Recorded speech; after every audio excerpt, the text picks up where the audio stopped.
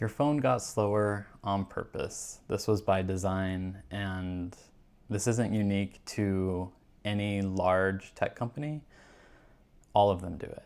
Planned obsolescence, what big tech and the news don't tell you. Planned obsolescence is designing a product that will eventually go obsolete, not creating something that will last the longest amount of time or be the best product possible, but a product that intentionally needs to be replaced. This includes hardware limits, this includes software throttling, this includes ecosystem lock-in, and some of the biggest offenders of this are Apple, Google, Samsung.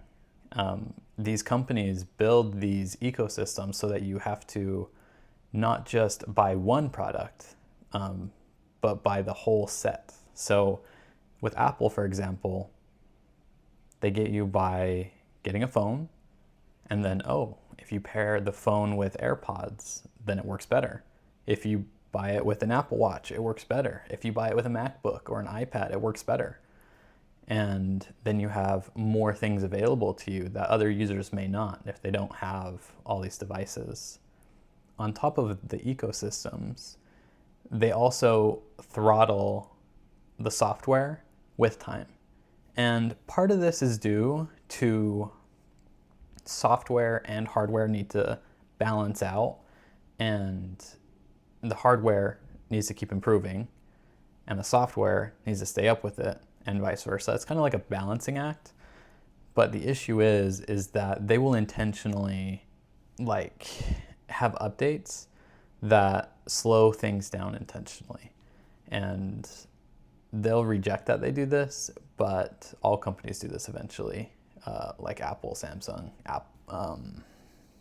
Google.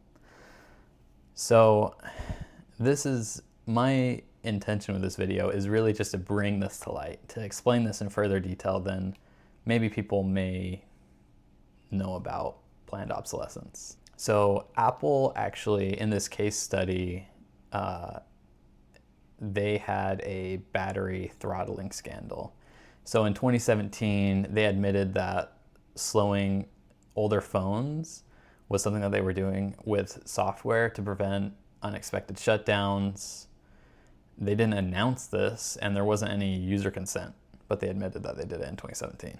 So obviously this caused public backlash, and they offered a discounted battery replacement and introduced battery health settings. So the good thing that came from this is now we have more view, and it's more public of, okay, where's our battery life at? Is it at 90% after charging it to full for 2 years? Or has it degraded to only 10% battery health, where the battery will only last like an hour instead of most of the day or all day or 2 days, So in 2020, France actually fined Apple over 25 million euros for deliberately hiding the throttling practice from consumers. And then 2024, the EU right to repair laws began requiring longer software support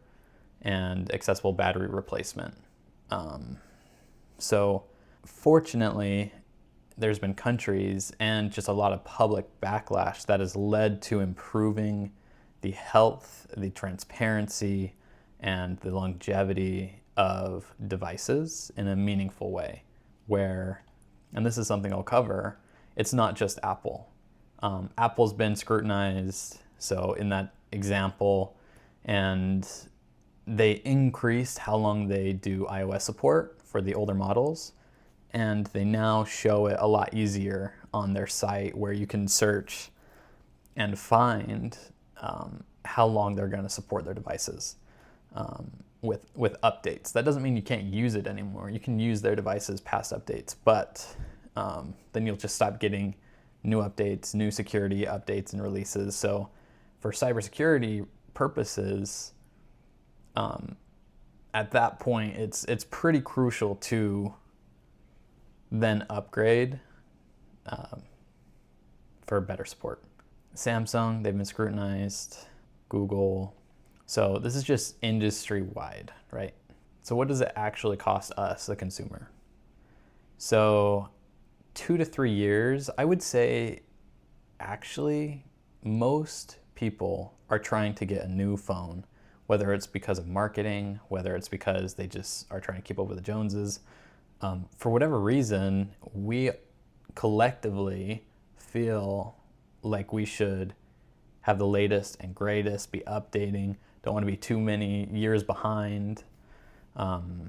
If we have a iPhone 13, we feel like we need to get an iPhone 17, or maybe we have only been getting the base model and now maybe it's time we feel like we should get a Pro model, things like this. And the cost of a new flagship smartphone is around $1,000, right? Depending on what you get. And cost of battery can be $30, can be $100, can be $200. I would say 30 is probably on the low end, but if you look at replacing your full phone every year, every 2 years, every 3 years for over $1,000 each time, not including cases, not including charging cables and any other little accessories that we want to use and utilize. And the buyers who really get hurt the most are the ones that are constantly upgrading. Here I put 4 to 5 years, but I think it's really just how often we update. If we update every year, every 2 years, every 3 years, there's ways we can justify it. But at the end of the day, I don't feel like this is something that we should really be accepting as normal and as something that should be an expectation socially. I think being more intentional, buying less things and using what matters, what that really encompasses is we don't need to upgrade our phone. If you have an iPhone X, the iPhone 10, iPhone 9, the closer it gets to the end of life support with software updates and things like that, the more it makes sense to upgrade. But in my opinion, I like upgrading things 3 to 5 years, just because one, I am really big into tech and I utilize a lot of the newer features. And two, I don't want to be left behind. And so I can recognize that in myself. Even now, like I have the iPhone 16 base model and I upgraded around the time it came out from the 13 Pro. And before that, I had a Pixel. So that's kind of how I've updated. But I still like to stay caught up with the new updates and changes that Apple's doing, or Google or Samsung or the different companies out there. And even now, like I look at the 17 base model and it's like, well, the cameras are way better. And so for recording, I record off of my iPhone. So it's just like a pull that I feel, but then I have to like really sit with myself and check myself, be like, I don't need to upgrade. Financially, it doesn't make sense. And technologically, there's no reason for me to upgrade right now. So for phones, I like to upgrade closer to 3 years instead of 1 year. And for computers, I generally like to upgrade every 5 years or so. And then a lot of the other accessories like this Keychron mouse and stuff, when they go bad, when they stop working, yeah. And I really like this quote: the most sustainable phone is the one you already own.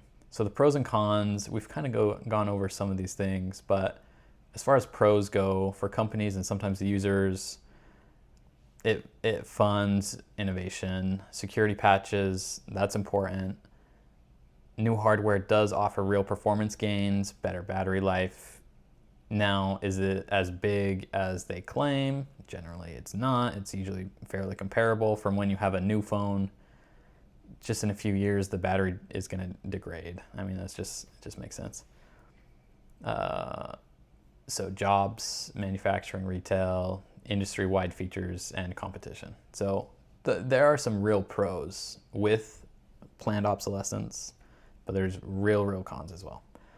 Consumers lose money on premature upgrades. like I said, us feeling this pull to upgrade every year, every 2 years, every 3 years, Transparency, there's a huge lack of transparency with this. Companies still will say that they don't do planned obsolescence. Every company does planned obsolescence.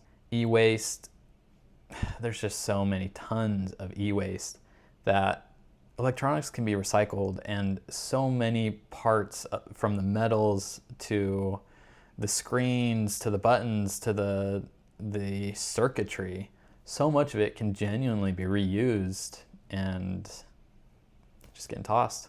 Budget buyers forced to upgrade out of necessity. We kind of covered that. Trust is eroded with the consumer and the companies because of the slowdowns that they just hide, which is crazy to me.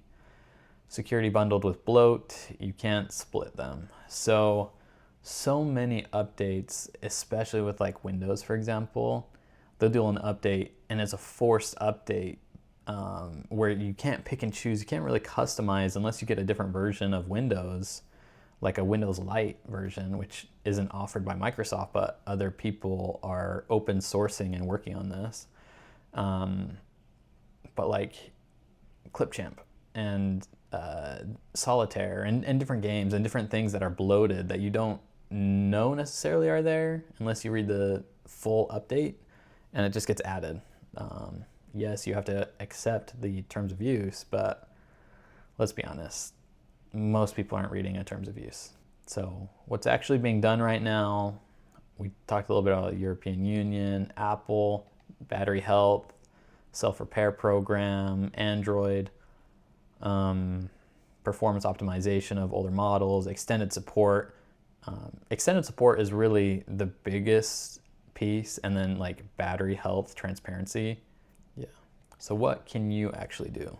In a healthy way, I think there are some security updates that you may want to do before 1 to 2 months when it comes out. It may make sense. But overall, you can delay an OS update or a software update by 1 to 2 months. Let testers fix the bugs. If there's another update, they usually follow up an update, especially security updates, pretty closely. Like it usually won't be a full month between updates. So it's okay to delay a little bit.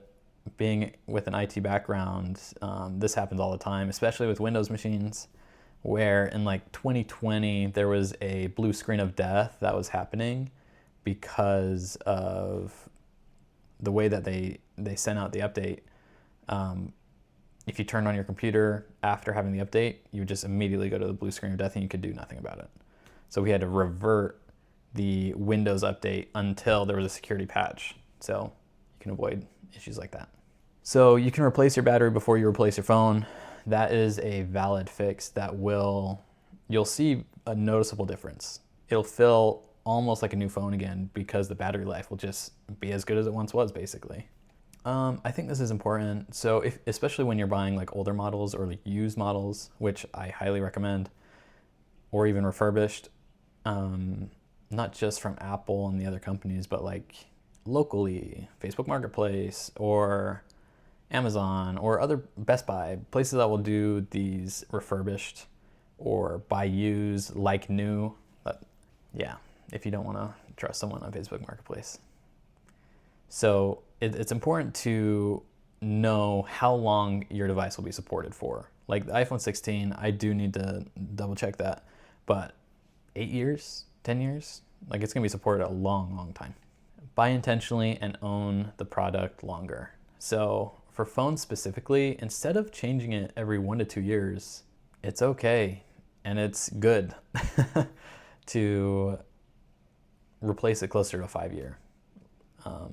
And even then, you can replace your battery. Some updates and some improvements make sense, but overall for the majority of people, the average consumer really should just not upgrade every 1 or 2 years. They should upgrade closer to 5 years, maybe 3 years for phones and 5+ years for laptops, especially if you have a newer Mac. And there's a ton of people online that talk about the M1, MacBook Pro, MacBook Air, and how they're going to hold on to it forever, basically, which you do you.